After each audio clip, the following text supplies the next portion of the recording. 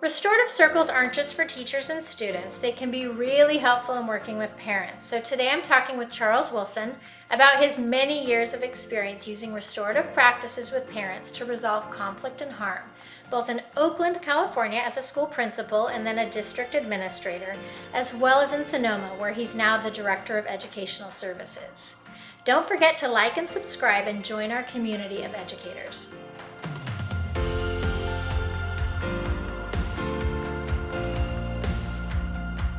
Thank you, Charles, for agreeing to talk to me about this today. You've worked with restorative practices for a long time in previous roles in this one. Why is it that you wanted to bring it to Sonoma? Prior to this, I was with Oakland Unified School District in Oakland, California for 25 years. There was just so much pain in the communities. I mean, it wasn't their doing.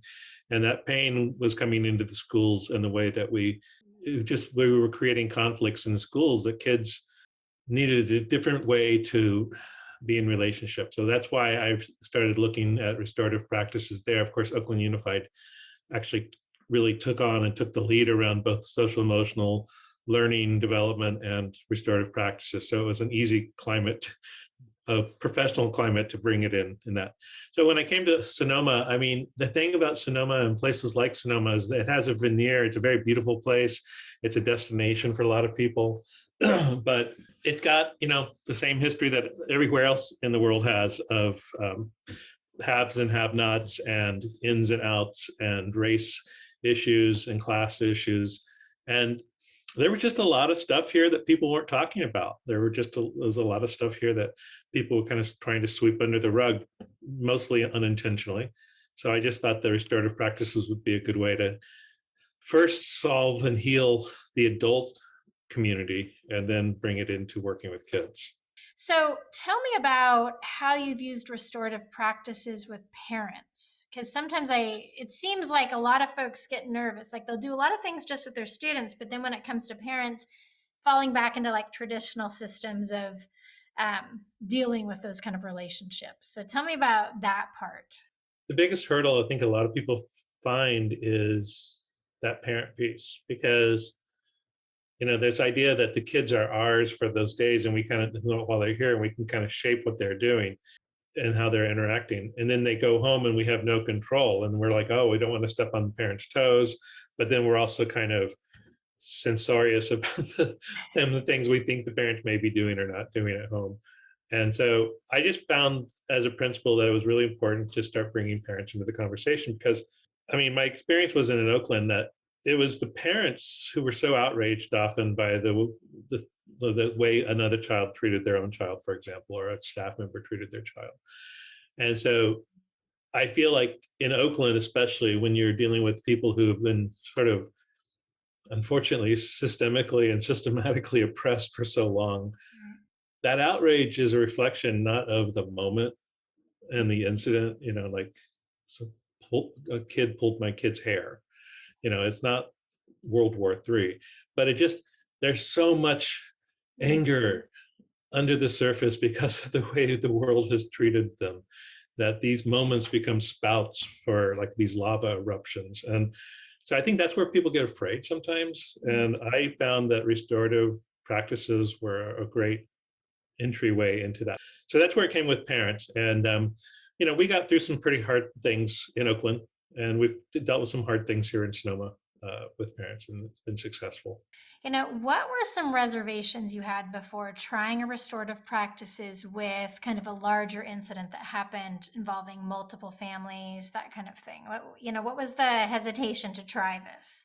So in Oakland, as a white person, in a leadership role, unfortunately, I'm still replicating a lot of the white people moving into communities of color and trying to reform these communities of color without, there's still that element despite how hard you work. I mean, so I need to always try and kind of figure out enter into situations with a level of cultural humility. So my reservation, I think, was, this issue, like I said, is not about the pulling of the hair. It's about the larger life experiences of these families. And I think I felt reserved about coming in as that voice saying, I know better than you all. This will all get over it. I don't want to be perceived as that. When I started letting go of that and I started engaging actually more authentic conversation in those situations, I mean, the meetings got heated and the meetings got, and they went up and down. But ultimately, I think most of the time we got to the place where everybody felt in agreement of how to be safe and in better relationship. Can you talk about what the preparatory process was like?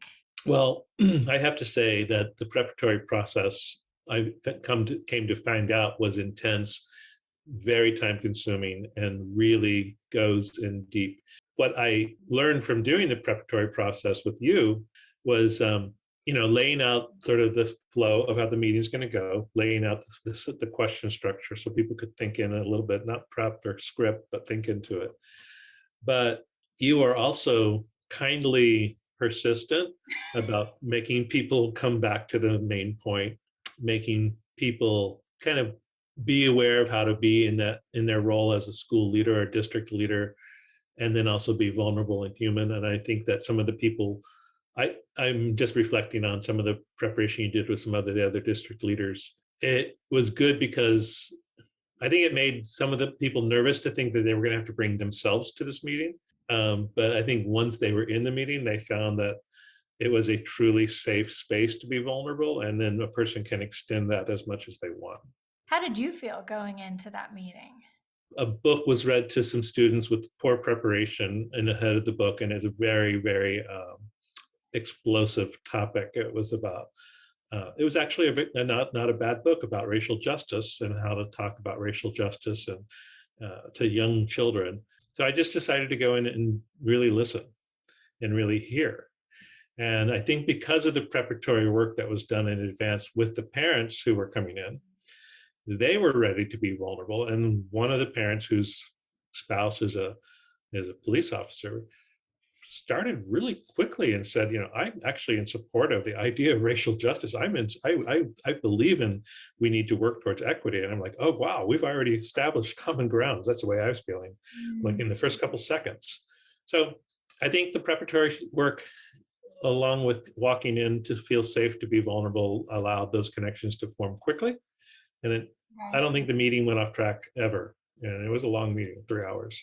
So, what do you think in that meeting, the parent meeting, what was the most powerful part for you? Was there a moment that you're like, this is a turning point? It for me was a moment when one of the parents whose spouse also another parent whose spouse also was a police officer is a police officer shared that when she had just had to travel recently and her husband came to pick her up at the airport, he was in his uniform to pick her up, and as they were walking through the airport she was said that people were booing and actually being explicitly rude and offensive to her husband because of his uniform. That really bothered me. I can just imagine having to run that gauntlet and being treated that way by strangers. I reflect on my own experiences as a gay man and some of the exclusion that I've experienced. And so it doesn't matter if you are in a uniform and have a weapon in your holster on your waist. You're still a person underneath all that, and it still hurts. And I think I also came to realize that most people who choose professions don't choose it because, I really want to be a policeman because I really like guns. I mean, no, they're because I really like justice. I really like making the world better. Right. And this person was being, because of his profession and because of his drive, he was being ostracized for things that he personally didn't do. But that was a turning point for me. Do you feel that the circle with the parents changed relationships? Do you think that it solved the problem? Basically, did it fix it? It was a great opportunity for me to say, hey, you're saying that you're interested in equity and social justice. I hear your position on this point of view.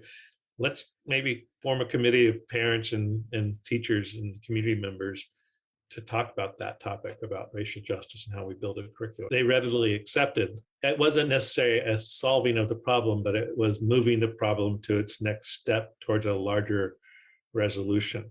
How did this response from the district in working restoratively with the parents, how did that compare or differ with like formal complaints, uniform complaint procedures? I think that the formal complaint process is something that seems like it was built to kind of put a Band-Aid over those kinds of relationship. It doesn't make the relationship, it doesn't make the problem go away. It just covers it up and says, legally, we've done what we can. Legally, we're covered. Legally, you agree that you're going to stop, blah, blah, blah. And so it doesn't deal with the actual feelings and the motivations and humanity underneath it. It is and I don't know that restorative always leads to 100% resolution of stuff, but at least, again, it helps express the anger and move it towards a productive place.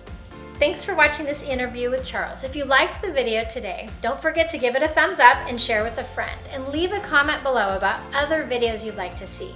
I'll be back soon with a new video, so if you haven't already, hit that subscribe button and turn on your notifications.